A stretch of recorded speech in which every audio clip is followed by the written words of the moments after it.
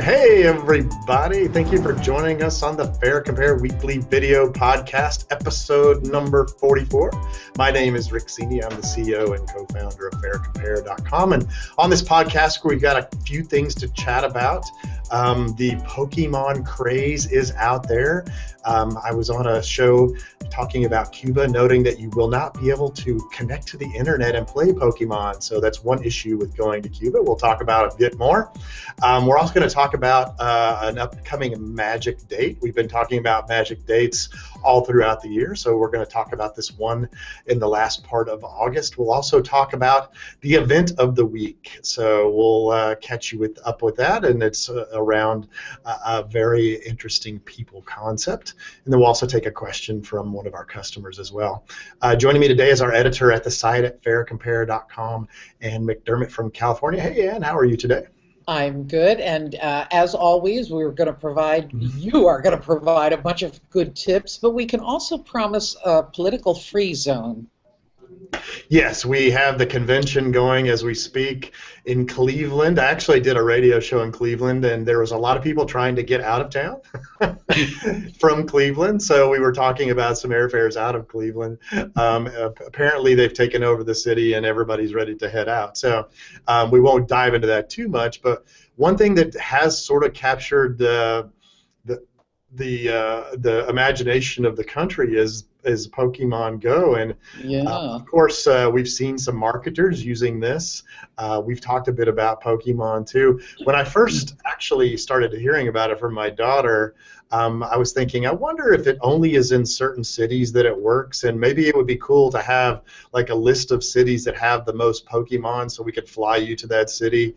So we were tinkering around with that concept internally, but apparently it sort of follows you around where you go.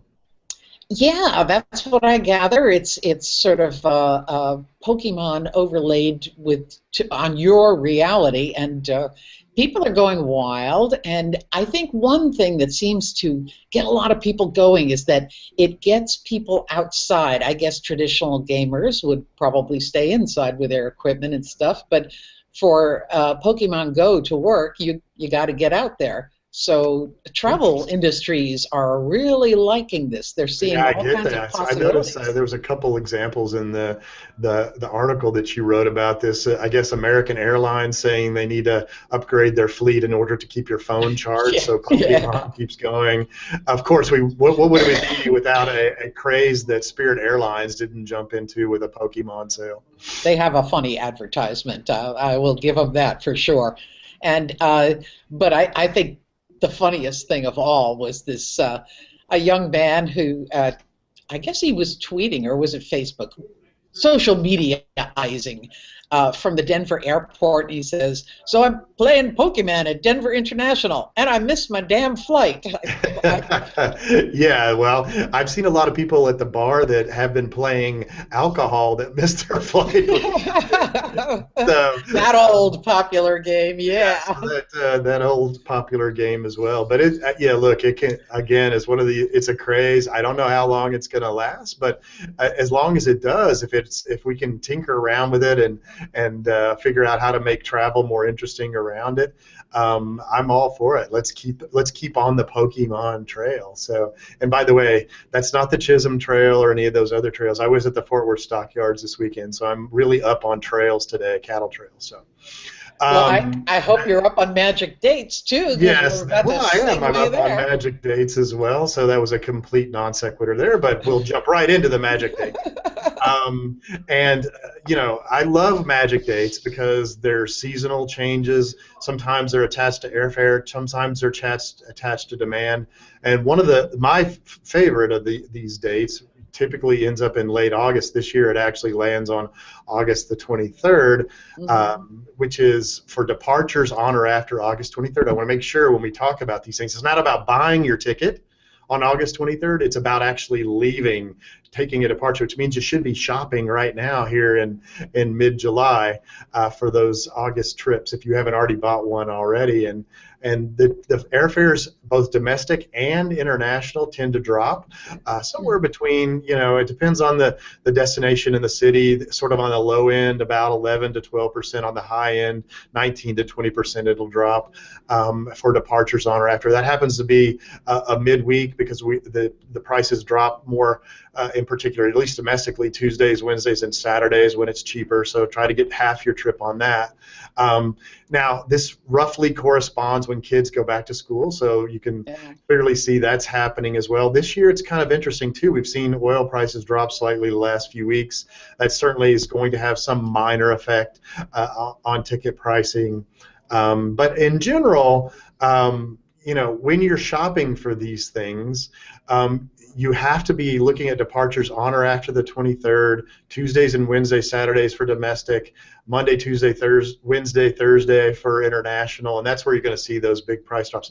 And I was looking this morning, I know you and I and our co-founder at the company, Graham, were chatting a bit about some of these crazy United European fares that are out there in the anywhere from the $600 to $700, $800 range all across the nation. So it looks like there's some tinkering going on, especially with European stuff. Probably some softness there related. We actually were looking at some of that stuff. So some great pricing out there, especially for departures after August 23rd. Well, and I want to point out that a ton of airlines are having late summer, fall season sales, and you look at the date when it's good for travel beginning, and every one of them is saying August 23rd, August 23rd. Yeah, just remember there are some blackouts dates for a lot of these deals. Thanksgiving is blacked out from time to time. Christmas and some of the days around New Year's also blacked out. So just be aware that these may not be on the days that you might want to go for those special trips at Thanksgiving and Christmas, but the rest of the places. I did several radio shows this morning, and in many cities, for dates after August 23rd, if you were paying over $200 for a domestic ticket, you were paying too much, and those are really good deals. Wow. All right, that's something, if you can travel later, do it. And we have a question from Cappy from Madison, Wisconsin, who's got a special trip they're trying to plan. And here's what they say. Been checking FareCompare regularly for round-trip flights from Madison, Wisconsin to Tokyo. And I'm told by someone who travels back and forth regularly that current fares are about to double what they usually have. Wants to know, are the fares likely to come down? And if yes, when do you recommend that we buy? They are targeting dates for departure from Wisconsin, September 14th or 15th, and then they want to return from Tokyo October 1st. Yeah, so about a little over a 2-week trip. Okay, so a couple things. First of all, I really want to talk to their friend that says that prices are going to double, because that's not what we're seeing for trans-Pacific flights at all. If anything, they've dropped slightly. Our data shows that they dropped about 1% for travel. But maybe he's referring to the fact that you're only 2 months out, and really, typically, you want to start shopping about 5 months out for tickets in September. That would have been several months ago. So you're getting pretty close to the date where you really need to start booking, because you don't want to be inside 30 days when you buy that ticket. So a couple different things.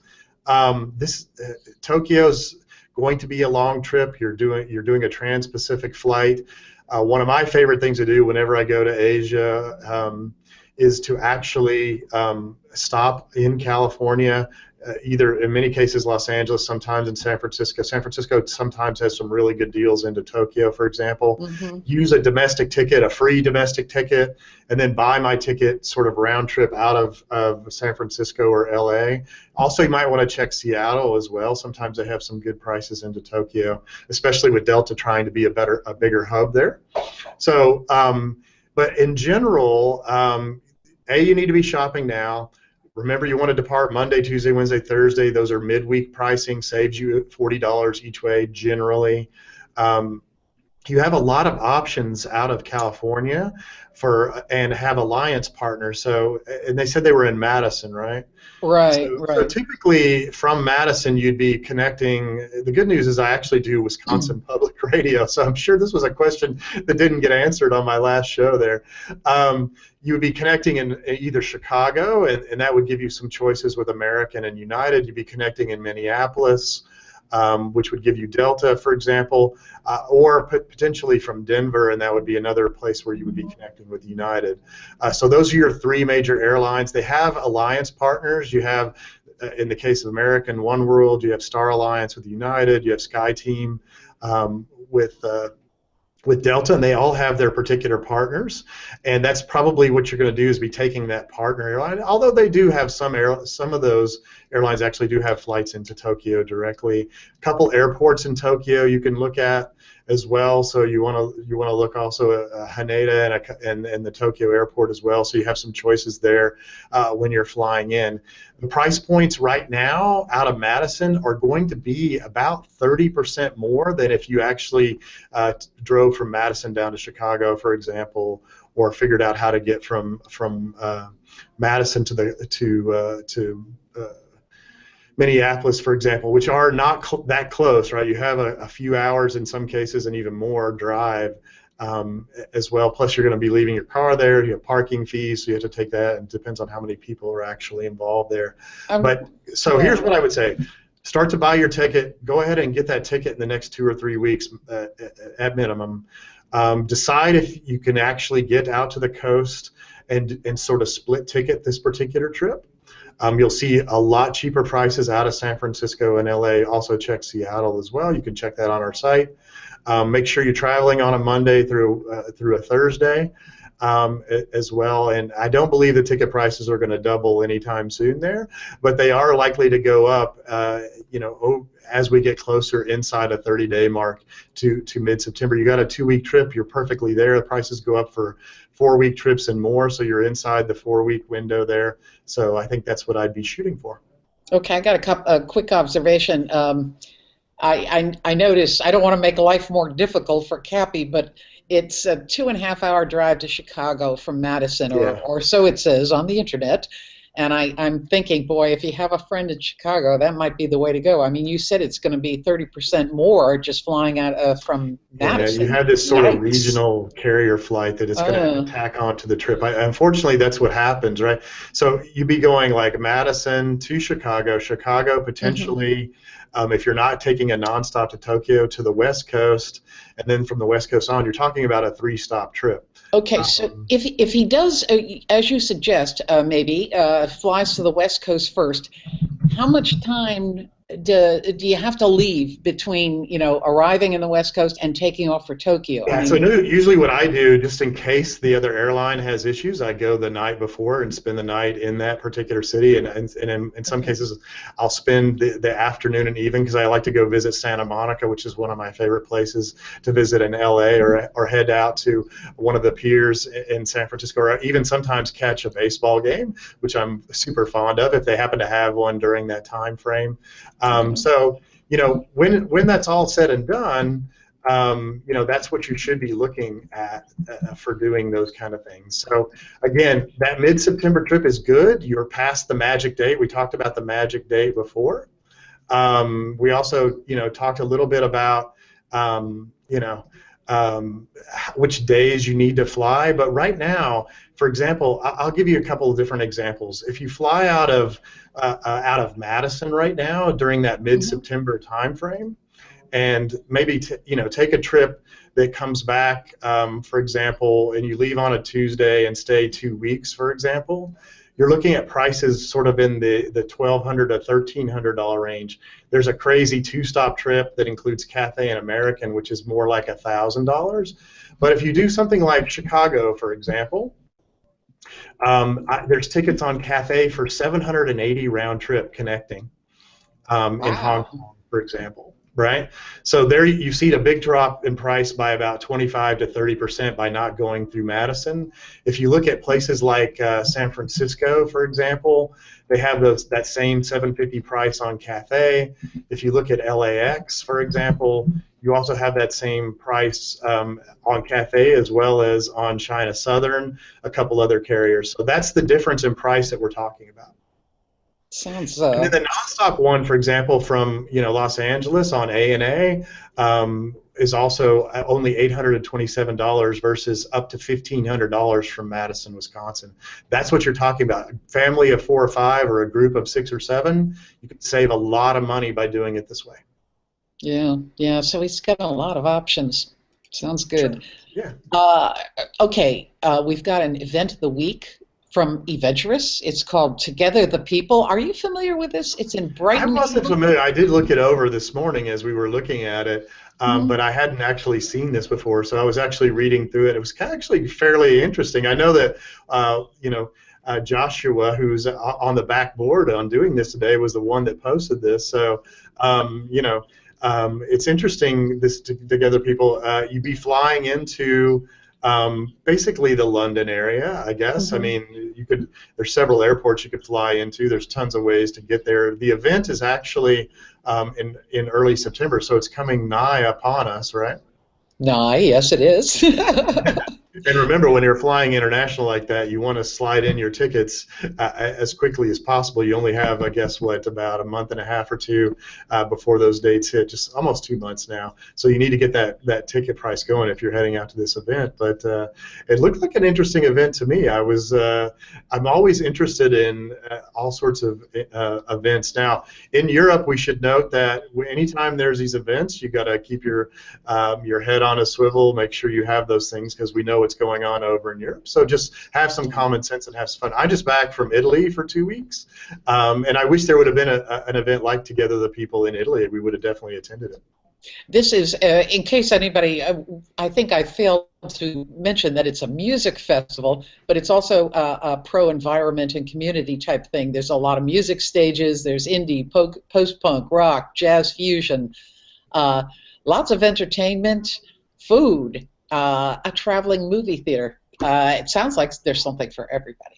Yeah, it looks like they're covering all their bases. And, when you're taking a week or 2 trip into Europe, there's always fun to find these excursions. While I was in Italy, we did a wine excursion in Tuscany. That was awesome. There was a couple of other events that we attended that were more locally oriented. So, having these events in your playbook is always good to have, and even centering in some cases, going to some place and knowing that you have one of the events, and this is a multi-day event as well, so you can also check that out. It's a couple days there in early September. So, and by the way, early September is after that magic date, so the prices are really good right now. In fact, we talked about those United flights in the $600 to $700 range, actually into London.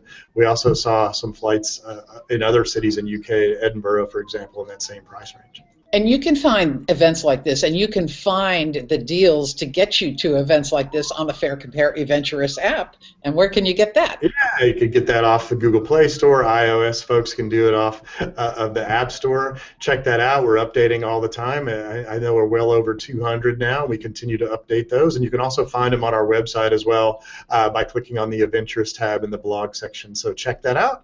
And again, Cappy, let's get that trip going. Buy that ticket. You're getting a little late in the game, as well as the magic dates of August the 23rd. And those from you, please don't miss your flight with Pokemon, and we'll catch you in the next video podcast. Thanks, Rick.